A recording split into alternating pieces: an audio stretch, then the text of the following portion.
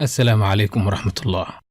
qaybta koowaad oo aan uga hadlayo khilaafka badda Soomaaliya iyo wadamada sheeganaya ayaa waxaan ku soo qaadan doonaa xadbadeedkii ay Soomaaliya sheegan jirtay wixii ka dambeeyay 1972 iyo sidii Mareykanku uu uga hor yimi arrintaas iyo waliba dokumentiyo ay dawlado ajnabi ah ka caawiyeen Soomaaliya oo loo gudbiyay qaramada midoobay oo aan ku arkay arrimo yaab badan iyo heshiiskii muranka dhaliyay ee Soomaaliya iyo Kenya. balse marka hore markaad ogaatid in dhulkaan aan ku noolnahay boqolkiiba 17 ay biyo ku fadhiyaan ayaa waxa la isdhihi karaa maxaa dhul loogu bixiyay waxaaba ku habboonayd in biyoole loo bixiyo.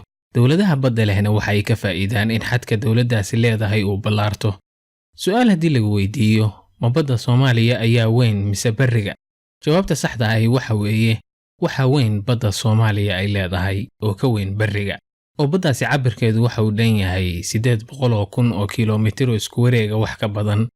waxa Afrika oo dhan naga badweyn 4 dawladood oo kaliya. sababta ay nooga badweynaadeen ayaa ah inay leeyihiin jasiirado fara badan. haddaad jasiirad xeebtaada ka fog leedahay baddaadu aad ayay u weynaanaysaa oo jasiiradda 4 jiho biyaha badda ayaa ka xiga. waa waxa keenay in jasiiradaha Seychelles, Mauritius iyo Madagascar ay naga horeeyaan, halka South Africana ay leedahay jasiirad aad uga fog oo waddankaas ku soo dartay xadbadeed aad u weyn. jasiiraddaas oo la dhaho Prince Edward ayaa u jirta waddankaas 1769 kiiloomitir. arrintaas oo kale ayaa waxa ay Faransiiska ka dhigtay waddanka ugu badda weyn adduunka, isagoo aad uga dhul yar Mareykanka ayuu haddana ka badweyn yahay. sababtoo ah jasiirado aad u fara badan oo ku kala yaacsan dacallada adduunka ayuu iska leeyahay Faransiisku. markaan u soo gudbo badda Soomaaliya iyo khilaafaadka dawlado kale ay geliyaan ayaa waxa marka hore aan ka hadlin ereybixinno xiriir la leh baddaha. marka laga hadlayo ereybixinadaas ayaa waxaa ka mid ah territorial sea ama dhulbadeedka. waa qayb ka mid ah badda oo hanti uu u leeyahay dalka xeebtaas iska leh, taas oo la mid ah dhulka bariga ee waddankaasi iska leeyahay. waa aag aysan soo geli karin maraakiibta dagaalka ee dawladaha kale iyagoo aan ogolaansho ka haysan dalka xeebtaas iska leh. dhulbadeedkan ayaa waxa ay dawladuhu u aqoonsadeen inuu yahay biyaha badda ee bariga u jira ilaa 12 mayl badeed. markii intaas la dhaafo ayaa waxaa la gelayaa exclusive economic zone ama aaga dhaqaalaha gaarka ah oo loo soo gaabiyo EEZ.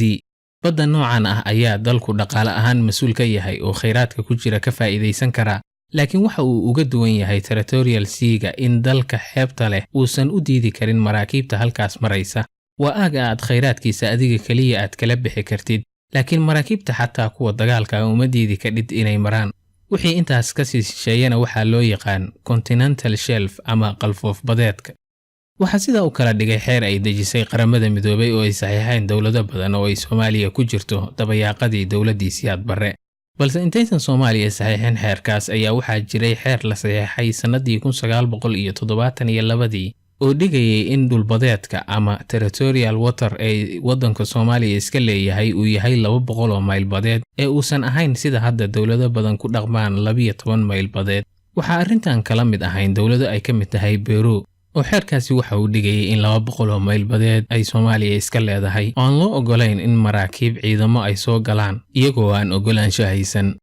laakiin Mareykanka ayaa waxa uu sameeyaa in dawladaha xadbadeedka ballaaran sheegta uu ciidamo u soo diro si ay baddaasi u maraan. Mareykanka ayaa waxa uu sheegay in cabasho ku saabsan badda Soomaaliya ay sheeganayso uu soo diray sanadihii 1982 iyo 1986 isagoo Mareykanku ku qoray bog ay ciidamada badda Mareykanku leeyihiin oo soo qora howlgallada noocan ah meelaha uu Mareykanku ka sameeyo. waxaa lagu sheegay page-kaas in Mareykanku ciidamo u soo diray badda Soomaaliya ay sheeganayso sanadihii 1979 ilaa 1983 iyadoo howlgallo kalena la bilaabay 1985 ilaa 1989. Soomaaliya kaliya ma ahaane meelaha uu Mareykanku sidaas ka sameeyay ee waxa ka mid ahayd Peru iyo Liibiya. sanadii 1981 ayaa ciidamada Mareykanku u soo diray badda Liibiya ay sheeganaysay waxaa ka dhacay iska horimaad sababay in Mareykanku soo rido 2 diyaaradood oo waddankaasi iska lahaa. ilaa maanta Mareykanku waxa uu sameeyaa arrintan oo kale oo Shiinaha meelo uu sheeganayo ayaa sanad walba ciidamada Mareykanku maraakiibtooda loo diraa si ay u maraan oo aysan tixgelin u siin sheegashada Shiinaha. laakiin sanadii 1989 Soomaaliya ayaa saxiixday heshiiskii xeerka badda ee qaramada midoobay ee dhigayay in dhulbadeedka khaaska ah uu yahay 12 mayl badeed. 200 mayl badeed ee ku xigtana khayraadka ku jira aad leedahay laakiin aadan u diidi karin cidda maraysa. heshiiskaas uu saxiixay Maxamed Siyaad Barre bishii Febraayo 1989 baarlamaankii Soomaaliya ayaa isla heshiiskaasna saxiixay laakiin lama hayo qoraalkeedii. haddaba muddo yar kadib ayaa dowladdii Siyaad Barre dhacday. waddanku wuxuu galay dagaalkii sokeeye. xilliyo dambe ayaa marka waxaa soo baxay dowlado sheeganaya dhulbadeedka Soomaaliya. sababaha soo shacbixiyay ayaa waxa ka mid ahaa in qaramada midoobay ay rabtay in dokumentiyo badda la xiriira loo soo gudbiyo. dowladihii saxiixay xeerbadeedka qaramada midoobay oo Kenya iyo Soomaaliya ay ka mid yihiin ayaa waxa laga rabay inay soo gudbiyaan qolfoof badeedka ay sheeganayaan ugu dambeyn 2009. haddaba xilligaas waxaa dowladdii ku meel gaarka ahayd laga rabay inay shuruudahaasi buuxiso. Norway ayaa marka waxa ay u soo bandhigtay dowladdii ku meel gaarka ahayd inay ka caawinayso Soomaaliya gudbinta qalfoof badeedka. Norway ayaa marka waxa ay ka rabtay Soomaaliya maadaama ay ka caawinayso dokumentiyada laga rabay inay qaramada midoobay u gudbiso ayaa waxa ay ka rabtay inay heshiis la gasho Kenya oo aysan iska soo horjeesan oo dowlad walba gaarkeed u gudbiso dokumentiyadii laga rabay. inkastoo labada dal waxyaalaha ay gudbinayeen oo mid walba sheeganayo dhulbadeed isa soo dhexgalaya. haddaba Abriil 7 2009 ayaa waxa ka dhacay caasimadda dalka Kenya ee Nairobi heshiis lagu magacaabay isfahan dhanka xuduudaha badda Soomaaliya iyo Kenya. heshiiskan ayaa waxaa saxiixay wasiirkii qorsheynta ee iskaashiga caalamiga ee Soomaaliya Cabdiraxmaan Cabdishakuur iyo wasiirka arrimaha dibadda Kenya Moses Wetangula. waxaana ku jirta in labada dowladood oo mid walba dokumentiyadiisa gudbiyo isagoo aan mucaaradayn kan kale iyadoo lagu qoray in muran badeed ka dhaxeeyo labada dowladood. waxaa kaloo lagu sheegay isfahamkaas in labada dal ay ka heshiin doonaan muranka xeebta ee ka dhaxeeya iyadoo la raacayo xeerarka caalamiga ah. haddaba markii uu soo shacbaxay in dowladdii ku meel gaarka ahayd ay saxiixday isfahamkaas ayaa Soomaali badan ka kaceen oo waxa uu u ekaaday in dowladda ay Kenya u ogolaatay inay muran geliso baddeena ilaa markii dambe baarlamaankii ku meel gaarka ah uu burburiyay heshiiskaas. laakiin maxkamadda qaadaysa dacwadda Kenya ee Soomaaliya ayaa waxay caddaysay in heshiiskaasi yahay mid sax ah.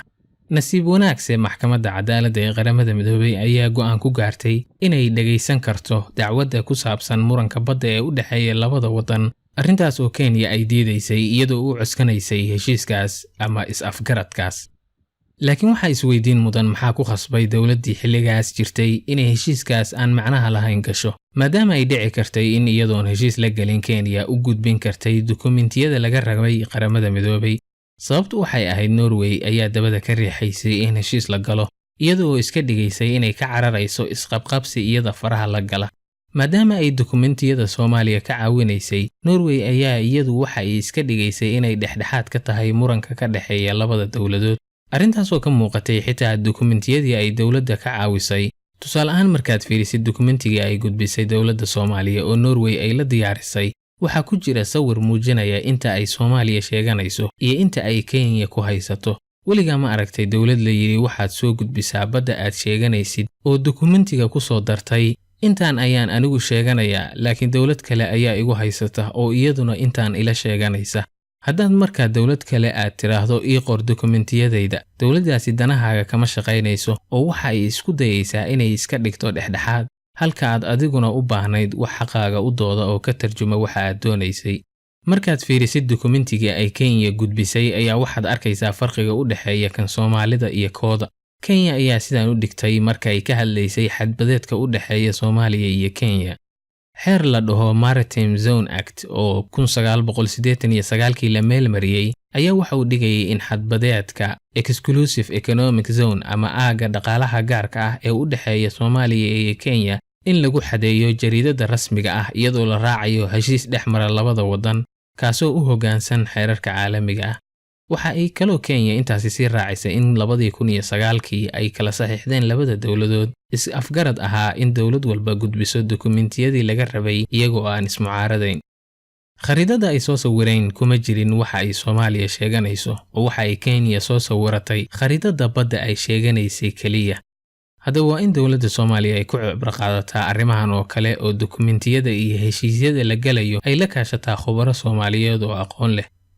qaybta labaad ayaa waxaan ku soo qaadan doonaa sidee ayay maxkamadda dacwadda badda haysa wax u xukumi doontaa. ma dhici kartaa in Kenya loo xukumo badda qaybteed iyo weliba waddanka Yemen oo isna khilaaf xagga badda ah nagala dhaxeeyo. intaas ayaan noogu jooga barnaamijkii maanta intii aan mar dambe kulmi doono nabadgelyo. Wassalaamu calaykum waraxmatullah.